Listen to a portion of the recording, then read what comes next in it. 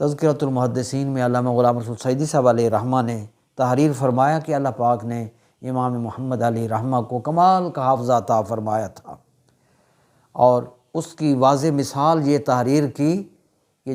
جب حضرت امام اعظم ابو حنیفہ علیہ رحمہ کی خدمت میں یہ حاضر ہوئے تو حضرت امام صاحب علیہ رحمہ نے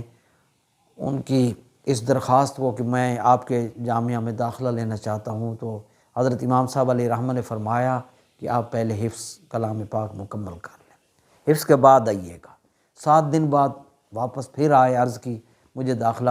عنایت فرما دیں، اپنی شاگردی میں مجھے بٹھا لیں، میں پڑھنا چاہتا ہوں آپ سے۔ آپ نے فرمایا کہ آپ سے کہا تھا پہلے حفظ کرائیں، اللہ اکبر۔ تو آپ کو اللہ پاک نے ذہانت اور حفظ کی اور حافظہ کی اتنی قوت عطا کی تھی۔ آپ نے عرض کیا میں نے حضور ان 7 دنوں میں پورا کلام پاک حفظ کر لیا ہے۔